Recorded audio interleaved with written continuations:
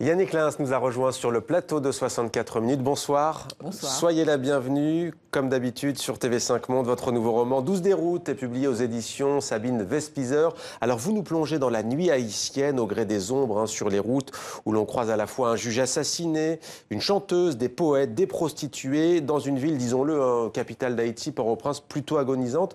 Qu'est-ce qui unit tous ces personnages ? En fait, ce qui unit tous ces personnages, c'est d'abord la ville, qui est un des personnages principaux du roman.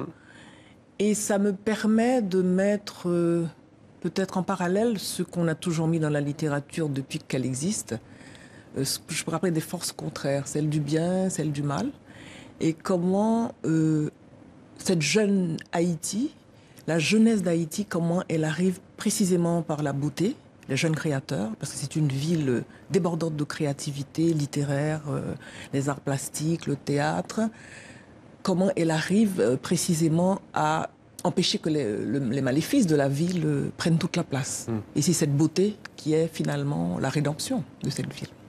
La rédemption. Alors le roman commence par une lettre d'amour d'un homme pour sa femme. C'est plutôt rare d'ailleurs d'un point de vue romanesque. C'est le centre de gravité du roman, dites-vous. Pourquoi ? Parce qu'à partir de cette lettre, en fait, l'assassinat du juge, donc la lettre qui préfigure cet assassinat, c'est comme un obus et les éclats vont toucher tous les personnages. Lettre adressée à son épouse. Absolument. Et comme la mort est posée au début du roman, où tous les personnages vont graviter autour de cette mort. Ils vont être hantés par cette mort. Absolument. Même. Et la mort va hanter les pages en même temps que la beauté qui peut sauver. Il y a toujours cet accordéon d'ailleurs aussi entre l'intime, la vie privée et au fond, on va dire la vie en société, le destin collectif. Qu'est-ce que ça apporte au récit ? Parce que l'histoire, c'est ce que nous vivons intimement, chacun de nous. Donc je ne dissocie jamais cette intimité au dehors. D'ailleurs, dans le livre, les personnages parlent à la première personne. C'est une forme de monologue et en même temps, on passe à la troisième personne. Donc, il y a aussi la vitesse, l'énergie de cette ville qui fait qu'on est souvent happé.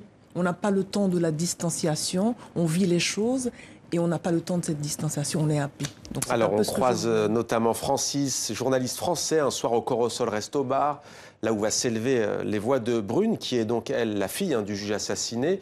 Vous nous parlez aussi de l'oncle de Brune, donc le frère du juge assassiné. Alors lui, il revient en Haïti. En fait, il était parti, ses parents l'avaient envoyé, on est dans la petite bourgeoisie, parce qu'il est homosexuel. Oui. Et je crois que c'est un débat de société aujourd'hui en Haïti. Et j'ai voulu faire de ce personnage un peu à la fois une génération qui s'en va, et qui regarde la montée de cette jeunesse avec beaucoup de bienveillance, et en même temps poser la question d'un personnage homosexuel, mais qui est comme tout le monde. Voilà. C'est un peu ce message aussi que je voulais un peu faire passer. Alors, des personnages en quête de sens, vous avez dit aussi tout à l'heure, en quête de rédemption, et vous écrivez dans cette ville de Port-au-Prince, une ville qui est un chaudron, et il faut viser l'écume pour ne pas aller racler le fond. C'est ça, Port-au-Prince ? C'est ça, Port-au-Prince, pour le personnage Cyprien, qui est très ambitieux. Mais Port-au-Prince est aussi cette ville en état de poésie, souvent. Parce qu'il y a toujours des activités autour de la poésie, autour de la musique. Et à la fois le chaudron et l'état de poésie. Ce sont les deux extrêmes. Port-au-Prince, son énergie phénoménale. Vous l'avez dit tout à l'heure, ce qui la caractérise, c'est son inventivité, le bouillonnement de ses lieux, de ses habitants. Il y a une littérature foisonnante en Haïti. Est-ce que les habitants de Port-au-Prince, est-ce que les Haïtiens eux-mêmes ont accès et lisent notamment vos romans, la poésie haïtienne, qui est un des genres littéraires dans le monde francophone très puissant ?